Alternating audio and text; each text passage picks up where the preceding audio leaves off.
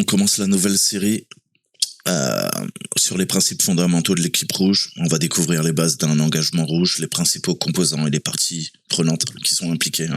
L'association rouge, la Red Team, diffère des autres engagements en matière de cybersécurité. On va le voir dans cette petite vidéo. Alors, techniquement, je vous ai parlé du red teaming dans le monde militaire.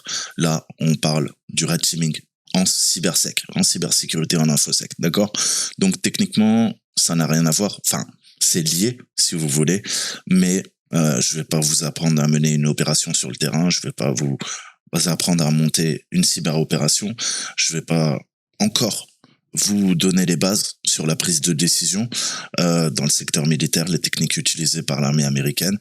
Là, c'est pas ça qui nous intéresse. Ma chaîne, essentiellement, c'est de la cybersec. D'accord? Donc, je continuerai les vidéos sur la partie militaire, mais ça viendra bien plus tard, puisqu'il faut avoir une vision holistique de l'ensemble.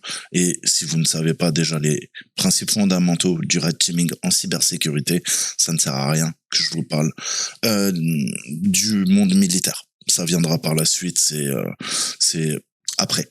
C'est plus d'autres compétences, prise de décision, leadership et technique d'ingénierie sociale, psychologie. Voilà, il y a plusieurs compétences. En tout cas, c'est comprendre l'humain, comment vous fonctionnez, comment les autres fonctionnent. D'accord? Ça, c'est le principe du red teaming dans l'armée. Mais nous, là, on parle cybersécurité. Alors, la cybersécurité, c'est une course constante entre les pirates et les gentils. Alors, les pirates, c'est vous le savez, Black Hat, à chapeau noir, et les gentils, c'est chapeau blanc. Voilà, moi-même, je suis en train de parler avec mon chapeau blanc. J'ai retiré mon masque d'Anonymous, ça me tenait un peu chaud. Donc, plus sérieusement, à mesure que les menaces dans le cyberbond évoluent, les besoins de services plus spécialisés qui permettent aux entreprises de se préparer au mieux aux attaques réelles évoluent. Alors que les engagements de sécurité conventionnels tels que les évaluations de vulnérabilité qu'on appelle VA et les tests d'intrusion qu'on appelle les pen tests pouvaient fournir une excellente vue d'ensemble de la posture de sécurité informatique d'une entreprise, ils peuvent malheureusement négliger d'autres aspects qu'un véritable attaquant peut exploiter. En ce sens, nous pourrions dire que les tests d'intrusion conventionnels sont bons pour montrer les vulnérabilités afin que vous puissiez prendre les mesures proactives, mais pourrait ne pas vous en prendre un peu plus sur les vraies techniques et les attaques réelles en cours par un adversaire motivé. Je vous ai dit qu'est-ce qui différencie quoi? Un script qui dit d'un gars qui fait du VA, d'un gars qui fait du pentest, d'un gars qui fait du red teaming, d'un gars qui fait du red teaming dans l'armée, d'un gars qui est un hacker étatique, d'un gars qui travaille dans le monde militaire, du renseignement, c'est les techniques. C'est les techniques utilisées, c'est le haut degré de sophistication, de connaissance, plus vous allez monter les échelons. D'accord? Donc nous, c'est le monde militaire, ça ne nous intéresse pas, c'est le monde civil. Mais dans le monde civil, à un très haut niveau d'équipe rouge de red teaming, vous allez utiliser ni plus ni moins les techniques utilisées par les hackers étatiques. D'accord? Alors, c'est un long chemin, on va commencer simple et après ça sera à vous, au fil des ans, de perfectionner vos techniques. Donc, les objectifs aujourd'hui, ça va être d'en apprendre un peu plus sur les bases des engagements Red Team, qu'on appelle équipe rouge, mais que je parlerai de Red Team, je vais utiliser le mot anglais, identifier les principaux composants, les parties prenantes qui sont impliquées dans un engagement Red Team, et comprendre les principales différences entre le Red Teaming et les autres type d'engagement en matière de cybersec. Alors, je ne peux que vous encourager à faire le Junior Penetration Tester. C'est une salle, je crois, qui est gratuite sur THM. Sinon, vous allez pas trop comprendre de quoi on parle. D'accord? Alors, on va parler un peu des limites de l'évaluation des vulnérabilités des tests d'intrusion. Alors, vous avez un petit diagramme sous les yeux. Mais vous le savez, il s'agit de la forme la plus simple de la sécurité. Et son objectif principal est d'identifier autant de vulnérabilités que possible dans autant de systèmes de réseau que possible. À cette fin, des concessions peuvent être faites pour atteindre efficacement cet objectif. La machine de l'attaquant peut être autorisée, par exemple, à figurer sur les solutions de sécurité disponibles pour éviter d'interférer avec le processus de découverte de vulnérabilité. Donc vous avez bien compris que là, on ouvre un trou dans la raquette et on va faire un test pour voir un petit peu. Généralement, on utilise des scanners. Le plus connu, c'est Nessus, mais ne croyez pas que les scanners de vulnérabilité vous trouvent toutes les failles sur un système. En effet, des techniques beaucoup plus poussées d'offuscation, des techniques de pivot, des techniques de bypass ne seront pas détectées par les scanners de vulnérabilité. Ni plus ni moins, j'ai envie de dire, généralement, qu'est-ce que va faire le scanner de vulnérabilité? Il va trouver les failles communes et il va te dire de patcher tes serveurs ou tes postes clients, tes points de terminaison pour te donner une vision holistique à ce sujet. Par contre, toutes les techniques beaucoup plus poussées, le scanner de vulnérabilité sera totalement, inutile. C'est pour ça qu'on a besoin de personnes humaines. On peut pas tout automatiser. Ça marche pas comme ça. Donc c'est vous le cerveau et vous avez une boîte à outils. Vous utilisez des outils qui peuvent vous faire gagner du temps, certes, mais après rien ne vaut de creuser. Et là, malheureusement, il n'y a pas d'outils pour creuser. C'est vous, le pentester, c'est vous, le red teamer, qui va aller au-delà du simple VA, du vulnerability assessment, de l'évaluation des vulnérabilités. Donc cela est logique. L'objectif, c'est d'examiner chaque hôte sur le réseau et d'évaluer sa posture de sécurité individuellement tout en fournissant le plus d'informations à l'entreprise sur l'endroit où concentrer ses efforts de correction. Je vous ai dit déploiement de patch et mitigation sur les failles les plus connues. Pour résumer, on peut dire que l'évaluation des vulnérabilités se concentre sur l'analyse des hôtes à la recherche de vulnérabilités en tant quantité individuelle afin que les failles de sécurité puissent être identifiées et que des mesures de sécurité efficaces puissent être déployées pour protéger le réseau de manière hiérarchisée. La plupart du travail peut être effectué avec des outils automatisés, je vous le disais, et effectué par des opérateurs sans nécessiter beaucoup de connaissances techniques. Donc, quand vous commencez, généralement, vous faites du VA. D'accord? Ensuite, vous passez au pen test. Et quand vous êtes un très bon pen tester, vous devenez un red teamer. Donc là, sous les yeux, si on doit exécuter une évaluation de vulnérabilité sur le réseau, on va essayer normalement d'analyser autant d'hôtes que possible. Mais on va pas essayer d'exploiter les vulnérabilités. C'est ça qu'il faut bien comprendre, c'est que on ne fait que détecter et corriger. Mais on va pas chercher à exploiter les failles qui sont détectées lors d'un VA. Dès que je dis VA, dans votre tête, on parle d'évaluation de la vulnérabilité, des vulnérabilités. D'accord? Alors, on voit qu'on a les serveurs publics, on a un serveur web, mail, DNS, FTP, et on voit le réseau interne de l'entreprise qui est protégé par un pare-feu. On a notre routeur, notre passerelle, et ça pointe aussi vers un réseau interne de l'entreprise. On voit Alice, Bob et l'intranet de l'entreprise. Donc le pen tester, lui, il est sur le WAN, le Wide Area Network. Il attaque de l'extérieur, d'accord?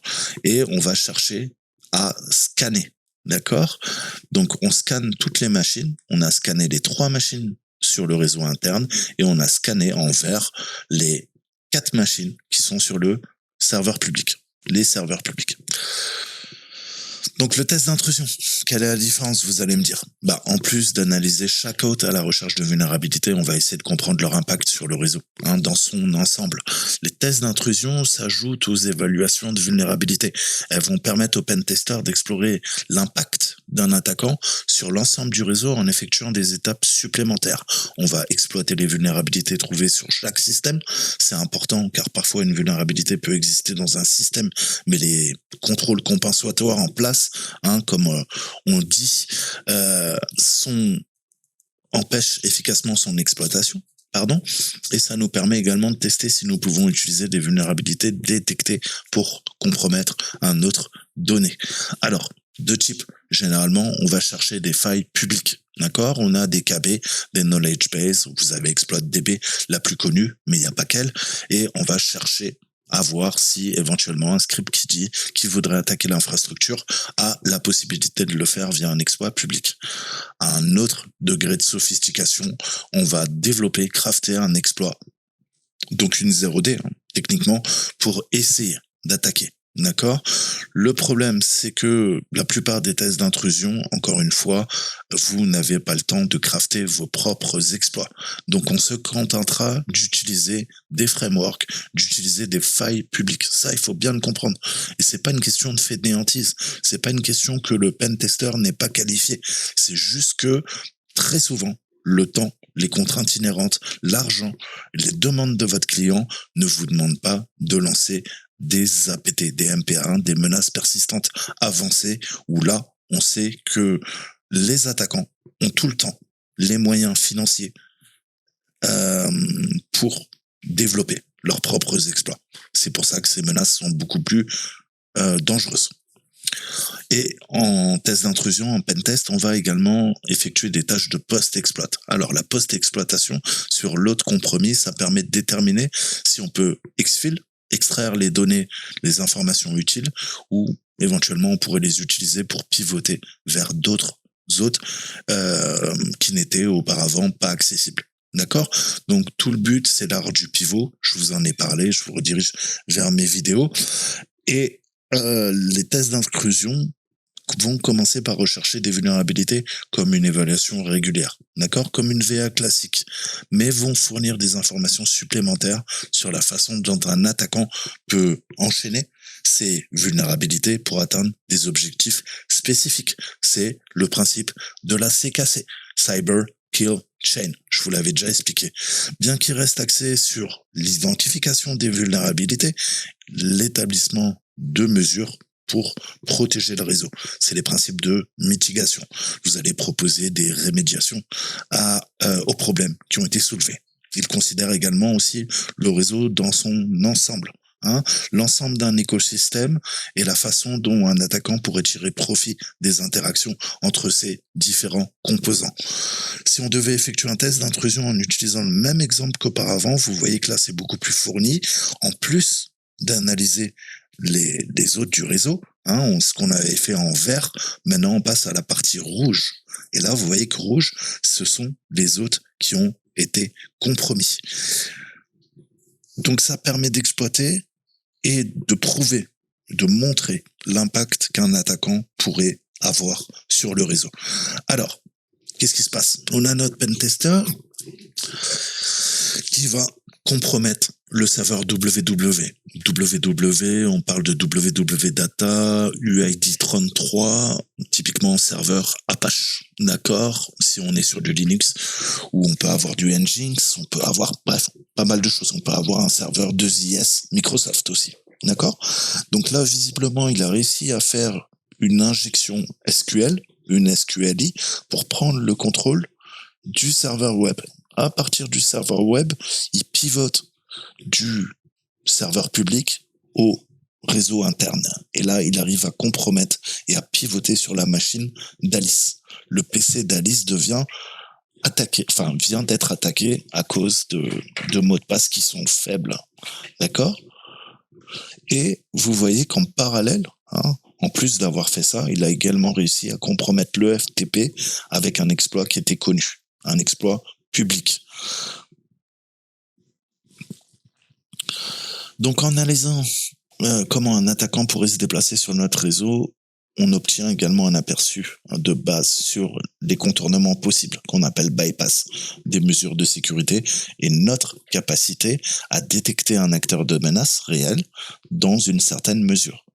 C'est limité car la portée d'un test d'intrusion, je vous le disais, est généralement étendue et les testeurs d'intrusion ne se soucient pas beaucoup d'être bruyants ou de générer beaucoup d'alertes sur les dispositifs de sécurité, car les contraintes de temps sur de tels projets nous obligent souvent à vérifier le réseau. Et ça, en peu de temps. Donc, je vous ai dit, je vous en ai parlé aussi dans les cours sur la cyberguerre. Tout est question de temps, les contraintes de temps, d'argent, budget, le périmètre. périmètre, très souvent, vous allez bosser sur un périmètre limité. Vous allez le voir par la suite en red teaming. On est parfois sur des périmètres totalement ouverts.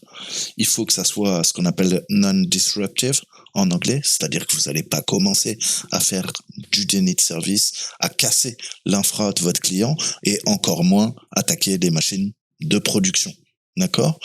Et essentiellement, bah voilà, ça va être le jeu du chat, de la souris simple, entre guillemets, entre les rouges qui viennent attaquer, qui s'en foutent de générer des alertes, et les bleus qui corrèlent les alertes qui ont été générées par la partie rouge pour s'assurer qu'au niveau des métriques, la volumétrie des alertes et tout ça, tout est bien configuré. D'accord? Le but, c'est on s'en fout d'être FUD, hein, d'être indétectable. C'est pas le but. Vous allez chercher à être indétectable quand vous faites du red teaming, d'accord? Des engagements rouges. Par contre, quand vous faites d'une pen test, tout ça ne rentre pas en ligne de compte. Alors, maintenant, on va parler un peu des menaces persistantes avancées et pourquoi le pentest régulier ne suffit pas, hein, ce qu'on appelle des MPA ou des APT en anglais, Advanced Persistent Threat.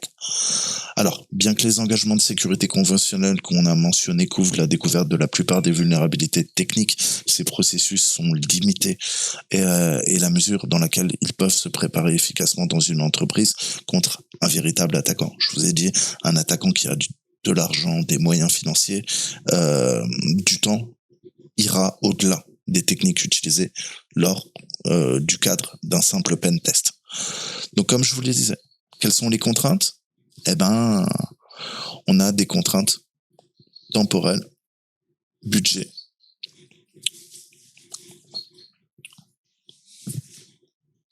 Donc en effet, hein, les tests d'intrusion peuvent différer considérablement d'une attaque réelle. Pourquoi? Parce que, je vous ai dit, on va faire du bruit. Hein, donc les tests d'intrusion vont faire du bruit. Les pentesters ne mettront pas beaucoup d'efforts pour essayer de passer inaperçus. Hein, techniquement, c'est les mêmes techniques que vous utilisez quand vous faites vos CTF.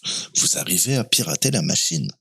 Mais si vous saviez, si on avait pris le temps de vous montrer en fait ce qui se passe, hein, en arrière-cour, ce que voient les bleus, s'ils ont bien configuré leurs outils, vous verrez que vous auriez été pris la main dans le sac, mais depuis longtemps, avant de pouvoir router la machine. Hein. On s'en rend pas compte. Hein. Je ferai dans quelques mois des vidéos pour vous montrer comment configurer un EDR et voir en fait le bruit qu'on génère réellement quand on fait un CTF. C'est très bien de faire des CTF, vous pouvez être très bon, mais c'est pas la vraie mise en situation dans le monde réel, en fait. Parce que dans le monde réel, si tu lances ce type d'attaque, t'es pas FUD. Donc, tu vas te faire péter. D'accord? Donc, encore une fois, hein, c'est pas le même niveau de menace, c'est pas le même niveau technique entre un testeur d'intrusion, un red teamer et une menace persistante avancée. Ensuite, les vecteurs d'attaque non techniques peuvent être négligés. Les attaques basées sur l'ingénierie sociale ou les intrusions physiques ne sont généralement pas incluses dans ce qui est testé quand vous faites du pen test. Et également, on a ce principe d'assouplissement, je vous le disais à l'instant, des mécanismes de sécurité. Lors d'un test d'intrusion régulier, certains mécanismes de sécurité sont généralement soit assouplis par l'équipe bleue pour favoriser l'efficacité de votre pen test, soit carrément des fois désactivés. D'accord?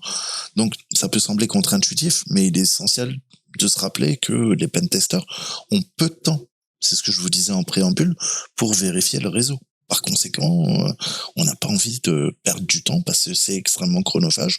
De quoi? De trouver des moyens exotiques de contourner les IDS, les IPS, les HPS, les WAF, les EDR, les XDR, etc., etc. D'accord? Utiliser des techniques de tromperie au niveau de notre intrusion et d'autres techniques de sécurité qui pourraient empêcher le bon pentest. Le but, c'est de se concentrer sur l'examen des infrastructures technologiques critiques, des vulnérabilités qui ont été détectées pour votre client. D'autre part, les vrais attaquants, entre guillemets, si vous me permettez l'expression, ne vont pas suivre ce code éthique. Vous êtes des hackers éthiques. Ils ne sont pas des hackers éthiques. Donc eux, ils s'en foutent. Ils n'ont pas ces restrictions dans leur action. Les acteurs de menace qui font des APT, c'est des groupes d'attaquants hautement qualifiés, parrainés par des nations ou des groupes criminels organisés. C'est pas toi, Toto le hacker, qui fait du pentest. Tu as bien compris. Donc ici, principalement des infrastructures critiques, des organisations financières et des institutions gouvernementales. Et pourquoi on parle de persistance et on les appelle menaces persistantes? Parce que les opérations de ces groupes peuvent rester non détectées sur les réseaux compromis pendant de longues périodes. La plupart des menaces persistantes avancées mettent en moyenne 6 mois à 2 ans à être détectées. Je ne sais pas si vous vous rendez compte. C'est-à-dire que pendant tout ce temps-là, il y a des gens dans votre réseau, il y a des gens dans votre entreprise qui font du renseignement, qui voient tout ce que vous faites, qui analysent tout ce que vous faites et qui peuvent exfiltrer, modifier, attaquer, pivoter, faire de la post-exploitation, installer de la persistance, des portes dérobées, et vous n'êtes pas au courant. Donc, vous voyez, pour une entreprise, c'est la pire des choses, une APT. Vous l'avez bien compris. Comment réagir efficacement? C'est la question qu'on doit se poser. Est-ce qu'on pourrait détecter des méthodes utilisées pour obtenir et maintenir l'accès sur nos réseaux si l'attaquant est déjà là depuis plusieurs mois? Qu'est-ce qui va se passer si l'accès initial a été obtenu parce que John, à la comptabilité, a ouvert une pièce jointe suspecte? John, t'as fait de la merde. Et si une 0D est employée, qu'est-ce qu'on fait 0D, je rappellerai pourquoi 0, c'est qu'elle n'a pas été encore relâchée, entre guillemets, dans la nature. D'accord? Donc, tant qu'elle reste 0D, c'est une faille qui n'est pas publique. Donc, elle est privée. Soit elle est connue par les chercheurs en cybersécurité, elle n'a pas été encore dévoilée, parce qu'on travaille dessus, sur un POC, preuve de concept, proof of concept, soit il y a des accords de NDA, de non-divulgation, soit c'est des hackers étatiques ou qui travaillent pour des cybercriminels et qui se gardent ces failles pour venir pirater vos machines.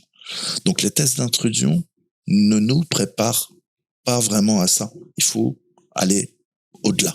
Rentrons maintenant dans le vif du sujet. Le red teaming, la fameuse équipe rouge et ses engagements. Donc pour suivre les menaces émergentes, les engagements de l'équipe rouge ont été conçus pour déplacer l'attention des tests d'intrusion réguliers vers un processus qui nous permettait de voir clairement en fait les capacités de notre équipe défensive à détecter et à répondre aux incidents, aux acteurs de menaces réelles. Rappelez-vous, rouge attaque, bleu défend. Il ne remplace pas les tests d'intrusion traditionnels, mais il complète en mettant l'accent sur la détection et la réponse plutôt que sur la prévention. Vous savez qu'on a ce principe en cybersécurité à un très haut niveau. On a des équipes SERT et on fait du DFIR. Alors, c'est quoi un CERT? Je vous mettrai les liens Wikipédia. Un CERT, c'est un Computer Emergency Response Team. Alors, c'est l'équipe de réponse aux incidents informatiques, techniquement. Alors, centre d'alerte de réaction aux attaques informatiques, on a un CERT. Chaque pays a des CERT et on a un CERT européen. D'accord? Techniquement, il y a une cyberattaque dans un pays. Là, dernièrement, on a envoyé le CERT EU, donc les meilleurs ingénieurs qui travaillent dans chaque CERT de chaque pays sont partis en Ukraine. D'accord? Pour voir un petit peu les attaques sur les pipelines. Donc, ça, c'est le CERT. Et ensuite, qu'est-ce qu'on fait? On fait du DFIR. Qu'est-ce que ça veut dire? Ça veut dire du Digital Forensics and Incident Response. Donc, réponse aux incidents et analyse médico-légale, forensique, digitale. D'accord? Donc, c'est des métiers vraiment à part. Là, ça demande de grosses connaissances en analyse forensique, de grosses connaissances aux réponses aux incidents. Et c'est plutôt côté blue. Là, on parle de la partie défensive. D'accord? Mais je vous ai dit qu'on travaillait en équipe. D'accord? Donc, blue travaille de consort avec rouge. Rouge entraîne bleu. Bleu entraîne rouge. On crée des process, des procédures. Ça, c'est toute la littérature et l'esprit de groupe qu'on appelle purple teaming. Hein. On intègre ça avec nos devs aussi, on peut faire du DevOps également. Parfois ça se rapproche, parfois pas. Tout va dépendre des process et comment c'est intégré dans les entreprises.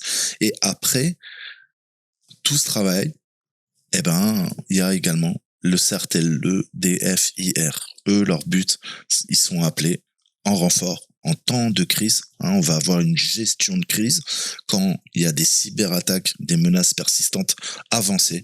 Et le but, vous le savez, bah, c'est que votre client, l'infrastructure qui est visée, récupère le plus rapidement possible. D'accord?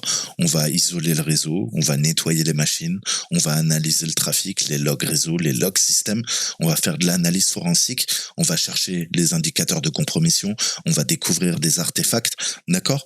Donc voilà, je rentrerai pas dans les détails, mais il faut comprendre que c'est des jobs qui sont bien différents, qui sont compartimentés. Nous, en rouge, on ne fera pas ça. D'accord? Mais vous devez comprendre comment ça fonctionne, en fait, hein, puisque entre une attaque et le moment où l'entreprise récupère de cette cyberattaque, il y a toute une série également de kill chain, hein, d'étapes qui vont se faire de façon séquentielle pour récupérer les dommages, les dégâts qui ont été faits lors d'une cyberattaque d'ampleur.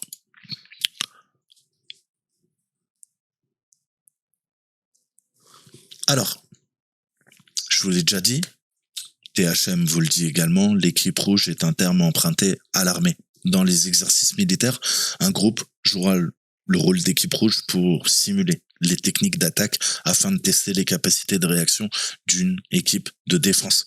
Généralement, elle est connue sous le nom d'équipe bleue. C'est pour ça qu'on parle de red teaming et de blue teaming. L'équipe bleue, elle se défend contre des stratégies adverses qui sont connues. Ça, c'est vraiment important. Donc, pour nous, traduit dans le monde de la cybersécurité, les engagements de l'équipe rouge consistent à imiter les TTP, TTP en anglais. Ça veut dire quoi? T, les tactiques, l'autre T, les techniques, et le P, les procédures. Je vous en parle tout le temps. Je vous ai dit que dans l'armée, on a également des TTP, d'accord? Qu'on met en exergue. Eh ben vous, en cybersécurité, vous n'êtes pas dans l'armée, mais on utilise quoi? Je vous ai dit qu'une bonne partie du jargon vient du monde militaire. Mais c'est vrai. Donc on a également des tactiques, des techniques et des procédures. Tu as des tactiques, des techniques et des procédures en rouge. Et tu l'as bien compris, tu as également des tactiques, des techniques et des procédures en bleu. D'accord? Il y a une dichotomie. C'est vraiment antinomique. On a à l'extrême les rouges et à l'autre extrême les bleus. Et ils essayent de se faire la guerre. D'accord? Ça va permettre d'entraîner tant les attaquants que les défenseurs. C'est le principe de synergie. D'accord? On travaille de pair. Je vous ai toujours dit, ne croyez pas que les rouges sont les ennemis des bleus.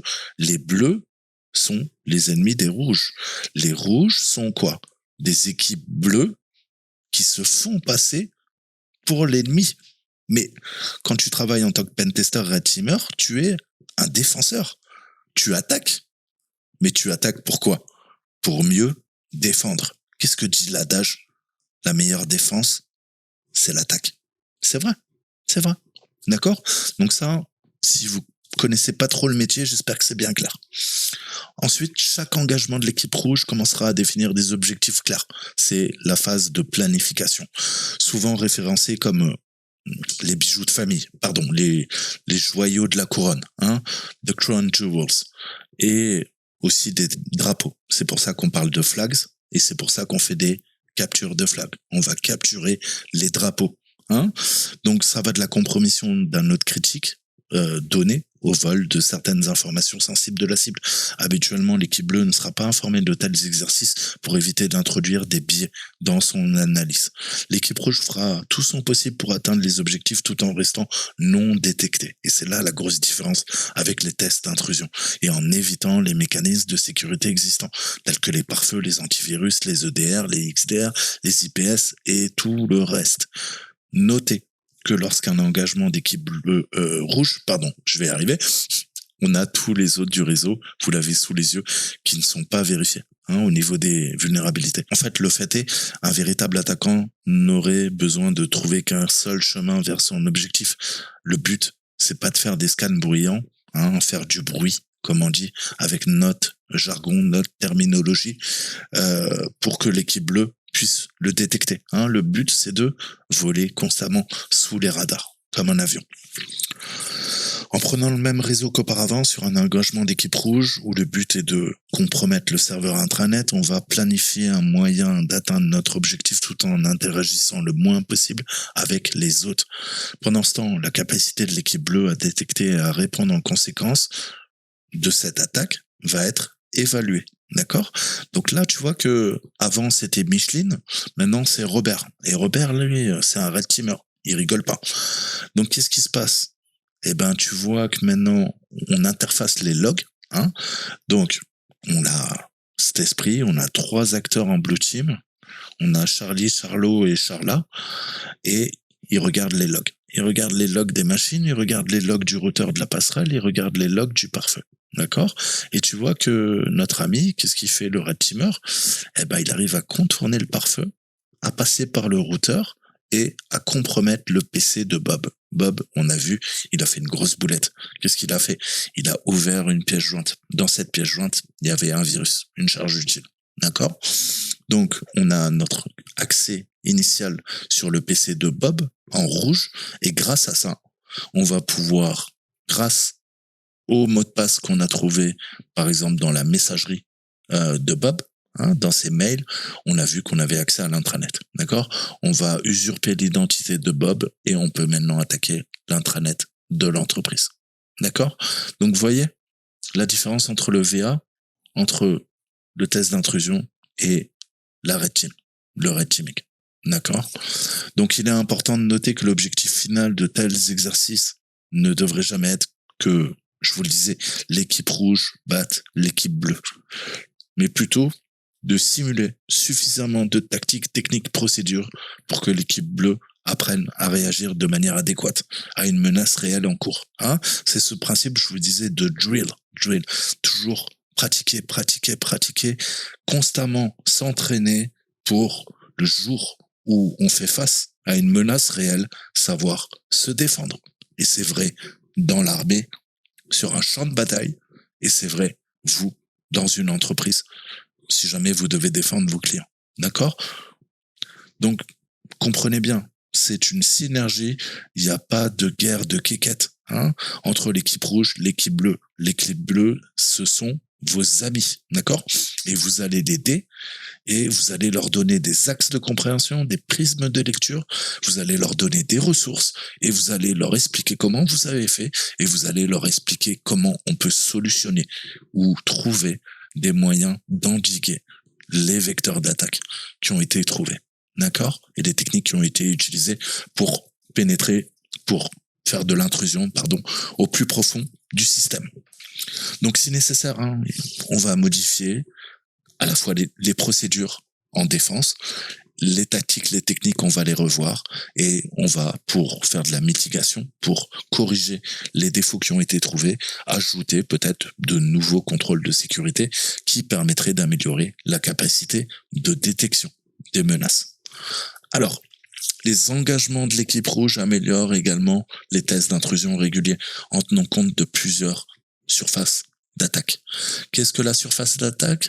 C'est l'ensemble des moyens que j'ai trouvés dans ton infrastructure, dans ton système d'information, sur ton serveur, sur ton téléphone, sur ta tablette, sur ton poste client.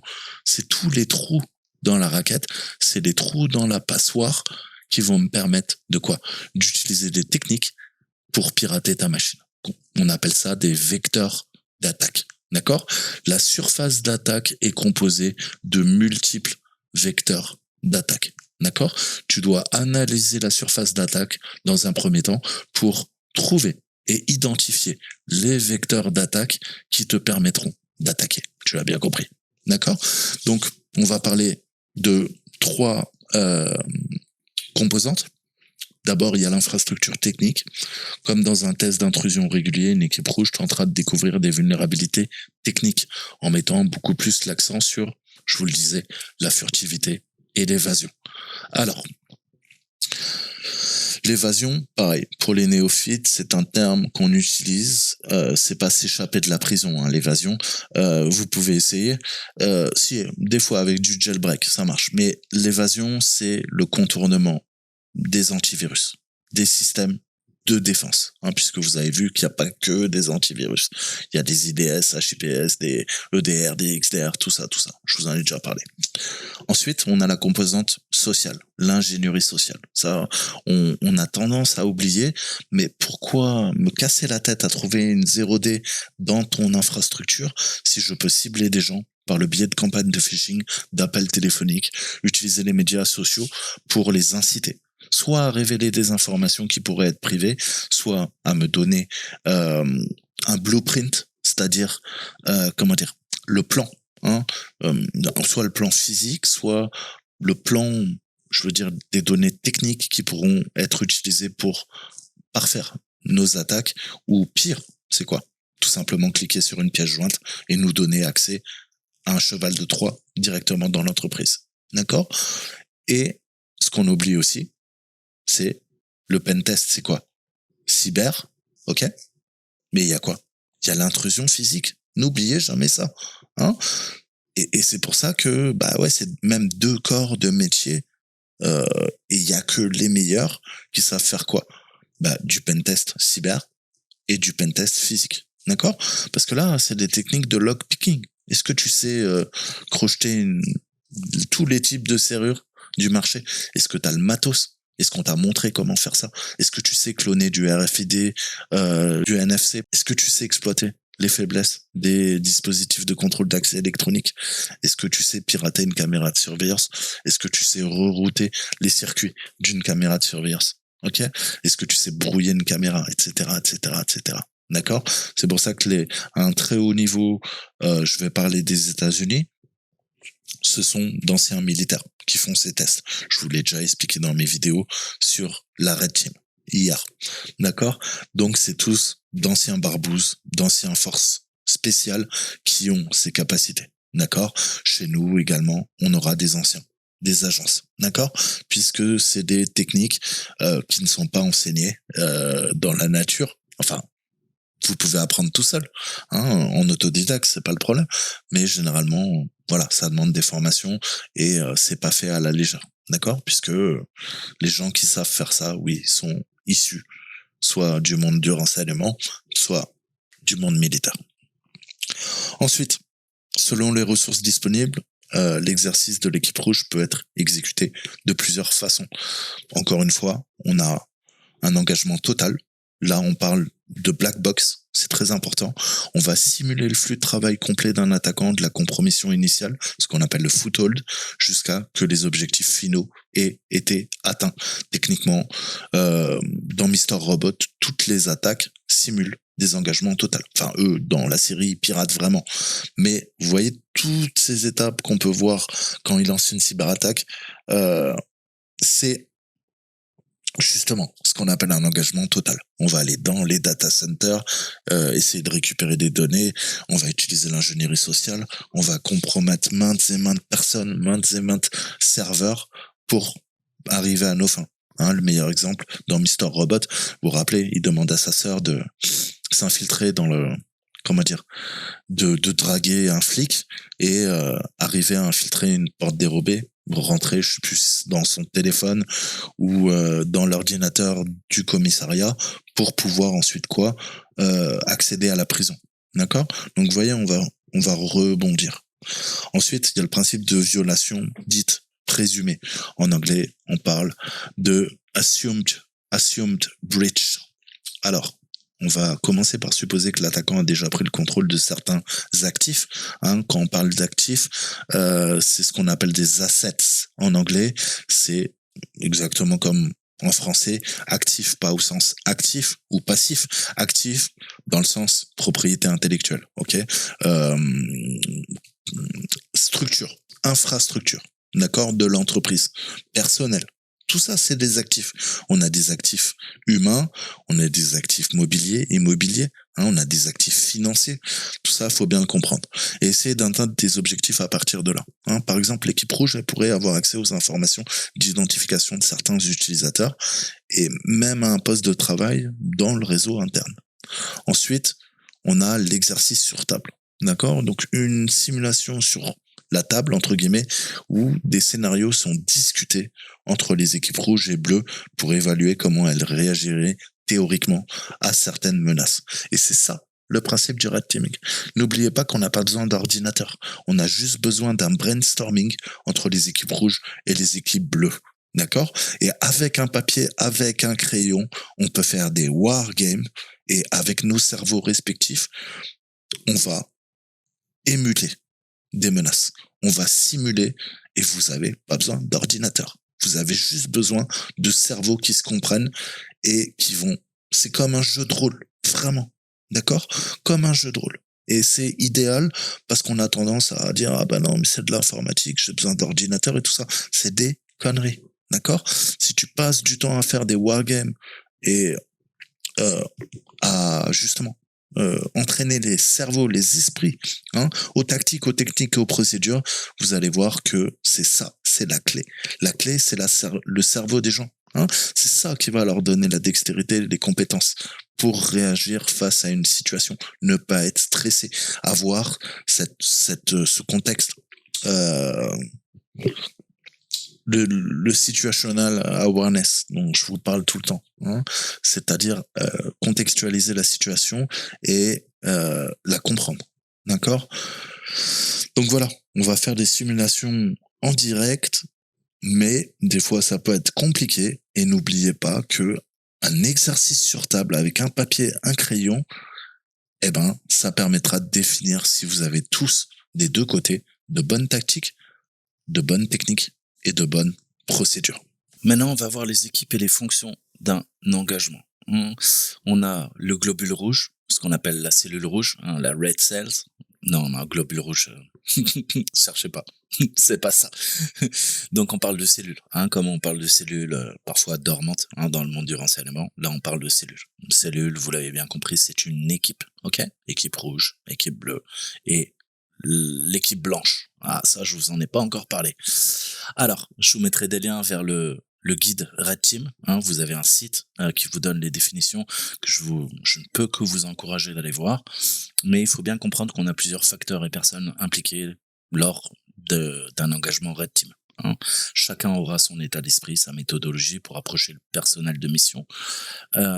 Cependant, chaque engagement peut être divisé en 3 équipes ou cellules, ce qu'on appelle des cells ou des teams. Donc, si on regarde un petit peu notre tableau, vous voyez qu'on a donc mal traduit la cellule rouge. C'est la composante qui constitue la partie offensive d'un engagement qui va simuler les réponses stratégiques et tactiques d'une cible donnée. Ensuite, on a la cellule bleue. C'est le côté opposé du rouge, vous l'avez bien compris. Il comprend tous les composants défendant un réseau cible et elle est généralement composée de membres de l'équipe bleue, de défenseurs, de personnel interne et de la direction d'une organisation. Ensuite, on a la blanche, c'est pour l'arbitrage. Elle va en effet servir d'arbitre entre les activités des cellules rouges et les réponses des cellules bleues pendant un engagement. D'accord? Contrôle de l'environnement, du réseau, surveille du respect des RE et on va coordonner les actions nécessaires, les activités à l'atteinte des objectifs pour la mobilisation. Le but de faire cet engagement, c'est d'améliorer nos techniques, mettre en corrélation les activités des rouges avec les actions défensives des bleus, s'assurer que l'engagement est mené sans parti pris ni d'un côté ni de l'autre. Vous l'avez bien compris. Les RE, c'est les règles d'engagement. Je vous en ai parlé dans le monde militaire, ce qu'on appelle les Rules of Engagement. Donc on voit cette hiérarchie d'engagement, comme on l'appelle. Donc en anglais, on parle de Engagement Hierarchy. Et on voit les rouges avec un assistant un leader, avec plusieurs opérateurs. Et c'est eux qui forment l'équipe rouge. Pareil, l'équipe bleue est elle composée d'analystes par opposition et tout ça va former en plus du leader et des analystes, pardon, va former la cellule bleue. Et enfin, on a la cellule blanche avec des agents dits de confiance. Donc là, c'est une salle qui est axée sur l'équipe rouge. On va se concentrer sur les responsabilités de la Red Team et comprendre un peu les rôles des membres de l'équipe rouge. Alors, on a le chef d'équipe, le team leader, qui planifie et organise les missions à un niveau élevé. Délégué, responsable adjoint et mission d'engagement des opérateurs. Quand on parle des opérateurs, c'est un peu comme dans l'armée, un très haut niveau. Dans les forces spéciales, on parle d'opérateurs.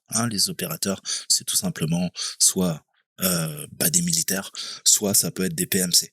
Ça peut être ce qu'on appelle des armées privées, donc des mercenaires.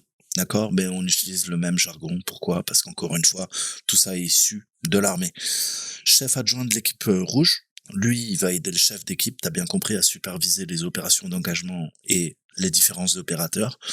Et il va également aider à rédiger les plans d'engagement et la documentation si nécessaire. Enfin, on a l'opérateur Red Team qui lui va exécuter les affections déléguées par les chefs d'équipe, interpréter et analyser les plans d'engagement des chefs d'équipe. Je te dis, en fait, tu dois constamment travailler en équipe. Tu n'es pas tout seul. Une fonction essentielle de l'équipe rouge est l'émulation de l'adversaire, bien que ce soit pas obligatoire, il est couramment utilisé pour évaluer ce qu'un véritable adversaire ferait dans un environnement en utilisant ses outils et ses méthodologies. L'équipe rouge peut diversifier diverses chaînes de cyberdestruction pour résumer, évaluer les étapes et les procédures d'un engagement. L'équipe bleue utilise généralement des chaînes de cybertuerie pour cartographier les comportements et briser un mouvement d'adversaire. L'équipe rouge peut adapter cette idée pour cartographier les TTP, tactiques, techniques et procédures aux composants d'un engagement. De nombreux organismes de réglementation et de normalisation ont publié leur chaîne de cyberdestruction. Chaque chaîne de destruction suit à peu près les mêmes structures, certaines allant plus en profondeur ou en définissant des objectifs différents. Alors, on a la Cyber Kill Chain de Lockheed Martin, on a la chaîne de destruction unifiée, on a la chaîne Varonis, on a le cycle d'attaque Active Directory et le cadre MIRT attaque. Alors, je vous mettrai tous les liens, allez creuser. Il y a plusieurs cyber kill chain. Certaines sont plus adaptées que d'autres, mais il faudra toutes les connaître. Quand on parle de la CKC, c'est que par défaut, on fait appel à celle de Lockheed Martin, puisque ça a été les premiers dans le monde du complexe militaro-industriel à mettre en place ce type de process. Donc, je vous ai dit, qu'est-ce que la Cyber Kill Chain? C'est la succession d'étapes entre la reconnaissance et l'exfiltration des données. D'accord? Tout ça, c'est toutes les étapes que va utiliser une équipe rouge. Et côté bleu, qu'est-ce que la Cyber Kill Chain? C'est toutes les techniques que vont utiliser les défenseurs pour essayer d'endiguer la cyberattaque. La chaîne de destruction, Lockheed Martin, je vous l'avais déjà présenté, mais on voit qu'on a la reconnaissance, la militarisation, la livraison, l'exploitation, l'installation, le serveur de command and control, et ensuite les actions et les objectifs. Alors, qu'est-ce que ça veut dire plus concrètement? Que je te donne un exemple. La reconnaissance, on va obtenir des informations sur la cible. C'est le principe de fingerprinting et de recon et de data gathering aussi, recueil d'informations. On va récolter des emails, on va faire de l'OSINT, etc., etc. Ensuite, le principe de weaponization, la militarisation, c'est combiner l'objectif avec un exploit. Il en résulte généralement une charge utile livrable. On va exploiter avec une porte dérobée un document qu'on va placer dans une pièce jointe qui va être malveillant, etc., etc. Tout ça, ça passe par la reconnaissance de la surface d'attaque pour trouver les vecteurs d'attaque. Une fois qu'on a trouvé les vecteurs d'attaque, on peut militariser un exploit pour atteindre les objectifs qui ont été définis par la mission, par l'opération, la cyber-opération. Livraison. Comment la fonction qui a été militarisée et l'exploit sera livré à la cible. Je t'ai dit plusieurs supports, mail, web, USB, etc., etc. L'exploitation en soi, c'est exploiter le système de la cible et exécuter du code. On a des attaques zéro logon, on peut avoir aussi, des CVE. La MS17010, c'était Eternal Blue de mémoire.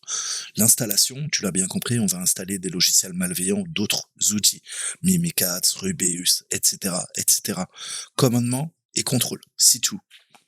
contrôler l'actif compromis à partir d'un serveur central ou 2 serveurs centrales. Il y en a plusieurs généralement. On a Cobalt Strike, on a, Brutratel, on a Empire, on a, Octopus. On a beaucoup d'outils, hein, vraiment à notre disposition. Je vous redirige vers C2 Matrix, qui vous demandez à la matrice ce que vous voulez faire pendant votre engagement et lui, il va vous dire en fonction de la surface d'attaque, eh ben, qu'est-ce que quel serveur de command and control est adapté pour telle ou telle attaque. D'accord? Donc ça, c'est pareil, hein. Vous allez pas tout le temps utiliser les mêmes logiciels. C'est pour ça que vous devez être polyvalent. C'est la clé de la réussite. Action sur les objectifs, nos objectifs finaux. En tout cas, pour une partie malveillante, ça sera exfiltration des données, ransomware, etc., etc. Et on a quoi? Bah, des exemples d'APT. Je vous avais parlé de Lockbit 2.0, de Conti. On a plein de menaces persistantes avancées. On va leur donner un petit nom pour retrouver les tactiques, les techniques et les procédures qu'utilisent les parties malveillantes sur Internet pour lancer des cyberattaques, hein. Et ça nous permettra d'avoir ce principe de attribution. Je peux attribuer la menace à tel ou tel acteur malicieux. Donc, si on déploie Mimikatz, si on regarde un petit peu, par exemple, notre cyberkill chain, à quel moment, hein, ça se trouve? Là, si on utilise Mimikatz, c'est l'installation. Tu l'as bien compris, avec notre petit carton, d'accord? Et si je te pose la question, quel est le but de la technique pour exploiter le système de la cible, pour exécuter du code, c'est quoi? C'est le principe d'exploitation. D'accord? Ça, c'est vraiment important. Alors, pourquoi exploitation? Parce que on exploite la machine. Mais ça a un autre sens. Si tu es ingénieur ou technicien de production, en production informatique, on parle également d'exploitation.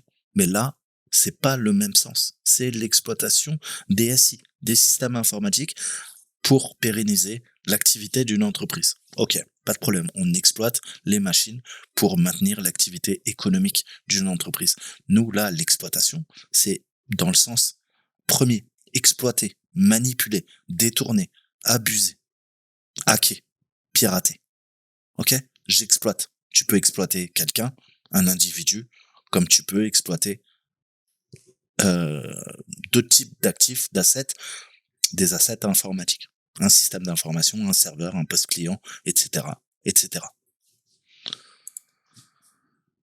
Donc voilà, il faut avoir la vue d'ensemble d'un engagement Red Team et toutes les choses dont on a discuté font partie de la Red Team, les bases. Hein, pour mieux comprendre comment les composants et les parties prenantes interagissent, il faut avoir cette vision holistique.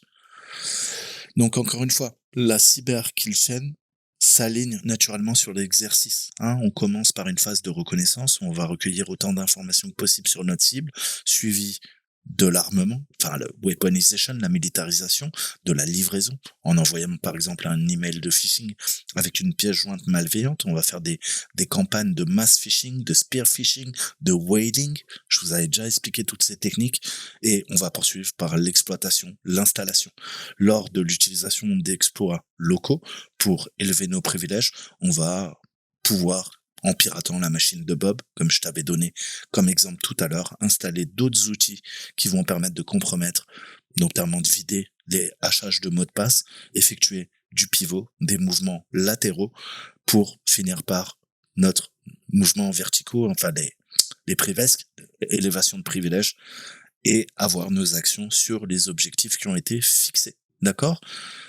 Donc voilà, le but c'est d'établir la connexion à notre cible et de parvenir à la fin aux objectifs qui ont été définis par l'engagement, par le test d'intrusion, par l'engagement Red Team, par la cyberopération. D'accord? Donc c'est vraiment tout ça, vous devez bien comprendre comment ça fonctionne. Donc voilà, c'est un aperçu simplifié des engagements de l'équipe rouge qui a été fourni dans cette salle. Encore une fois, c'est une introduction, on va continuer, vous inquiétez pas, ce sont les principaux concepts, composantes, parties prenantes qui ont été introduites pour que vous ayez une meilleure compréhension du principe du red teaming. Donc on va continuer, on va essayer de comprendre la planification derrière un véritable engagement ainsi que les nombreuses techniques intéressantes pour un attaquant Et c'est des techniques que vous devrez connaître. Hein.